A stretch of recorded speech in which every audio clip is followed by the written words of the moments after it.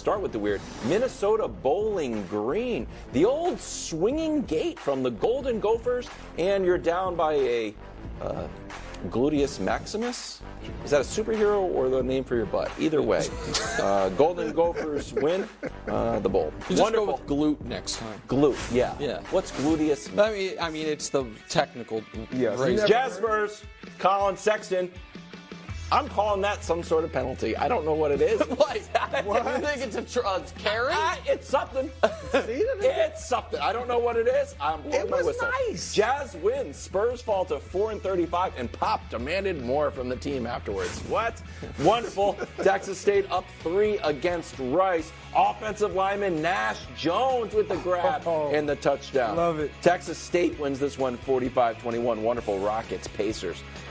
My second favorite player on the Rockets catches a kind of a rattle-around dunk. Tell him about it. Yeah! Who's the next star of the NBA? Tell him, Dylan Brooks. Pacers won this one, though, obviously. Of course. Weird Wizards. I forgot we had a special segment within a segment. It's Jordan Poole dropping Anthony Black. The Wizards had a great game. No, just kidding. They lost. They're 5-24, and that's the weird and wonderful from the national pastimes. You're now entering the No Bull Zone. That's ironic. Sponsored by Credible. Great rates with none of the bull. Right. Aaron Rodgers joined the Pat McAfee show to expound on his curious return to the Jets, saying that he actually was overruled and didn't want to cost anybody a roster spot. I asked to be put on IR, he told McAfee, but then there was a conversation. Do you want to practice? I said, not the expense of somebody getting cut. I know how this works. Obviously, I got overruled there. It is what it is. This was an interesting situation. He also said that he spoke to the player who was cut, and he was vested, so he still got his money. Explain that. So, Greg, your reaction to Aaron Rodgers' latest interview? This entire time, all he talked about was coming back. Yeah. Never once did it cross his mind that him coming back is going to take someone's roster spot. I find that very hard to believe. Aaron is, if nothing else, he understands big picture. But what's in the center of that picture is always him. Like, this is, and this is, when I say it, it's like I'm just trying to attack Aaron, but this is true. A couple things can be true. He can be very narcissistic, but he can also be a very great football player. Both are true. We understand that.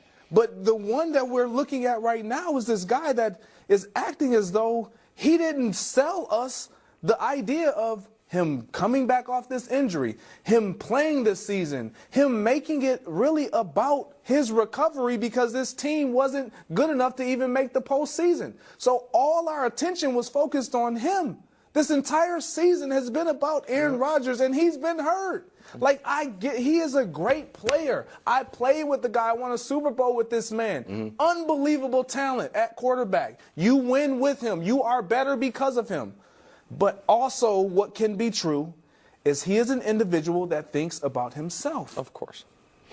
No, that's very well said. And look, I don't want to, I hate to come up here and say he and Robert Saleh are definitely lying. But there is no way, I believe that if he said, just put me on the IR, that they would have said, no, we putting you on, we're going to let you practice. I mean, the only reason Saleh and Douglas and Nat Hackett and a third of the roster are there is because of Aaron Rodgers. And he's right in that he said he could essentially do everything he needs to do not being on the team. You know what I mean? Not having been activated. So that is crazy. And I like Kyrie Irving. So I'm not even saying this. I don't want to put Kyrie in a bad light. But Aaron is kind of becoming like the NFL's version of Kyrie Irving, where you're saying off the wall stuff and people, tend to think like even him blaming, he's saying, I don't think we played it, but he's saying that the media is jumping on him because of his anti-vaccination status. Yeah. And I mean, I got family and friends that I love that are anti-vax. So that has nothing to do with what I'm saying. He's not anti-vax. He was allergic to something. And he was immunized, I guess. But that has absolutely nothing to do with what I'm saying, and I'm sure what most people in the media are saying about his comments. Yeah. So I watched the interview, the chunk of it, several times. And my biggest takeaway was that we've grown numb to the bizarreness of it. And I'll give you an example. If you came over to my house, it's a fictitious example for the record. I don't really have these animals in my home. But I say, let me introduce you to my pets. And I say, here's Rocky, my dog. You're like, that's a nice dog, I'll pet him. And I say, here's my fish, Franklin. You're like, oh, that's a nice fish, can I feed him? And I say, here's my parrot. And he said, hi, Nick, how are you doing? Yeah. I love first things first. You're like, oh, yeah, that's what parrots, they just talk. They have a conversation with you. And we're just numb to how weird it is that there's an animal that you can talk and it can testify in court. Yeah. That was me watching this interview where Aaron Rodgers, who is the face of a franchise, was saying things like, there's puppet masters who are puppeteering them. Then he also said he expected at one point for ESPN to dump out of the interview because what he was saying was too hot. And he said something called mass formation psychosis, which I did Google and then said, well, what am I doing? And then stopped it. But the whole thing is just odd.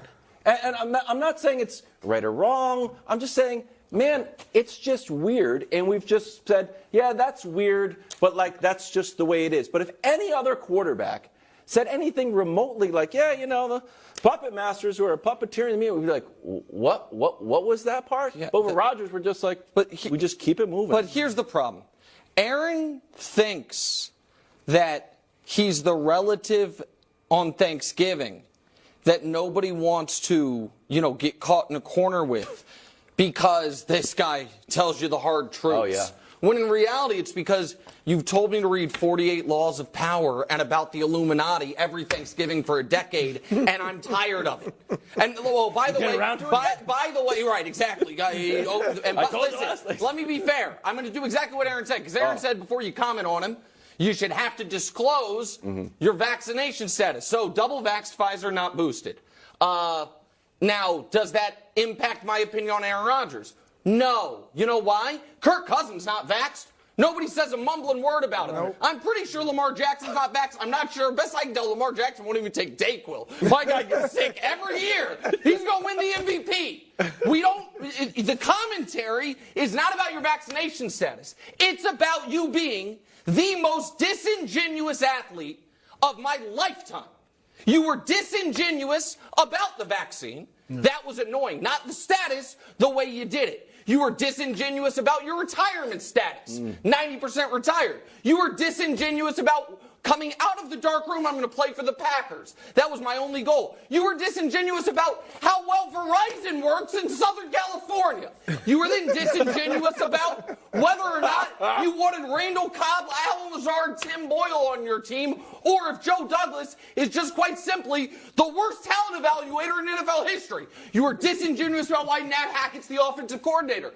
You're now disingenuous about your own comeback, which you were disingenuous about the entire time. So this is not about anyone's private medical decisions. It's about the biggest look at me Louie saying to his best buddy McAfee, why is everyone looking at me? It's so irritating. Right. You know? I mean, that's what it is. My God, and everybody knows it. I think A.J. Hawk knows it. I think A.J. Hawk is watching this like this guy's lost his mind. Classic puppet. Coming up next, Mahomes must win. Maybe. Next, first things first. Classic. Probably sue me like to follow Favre.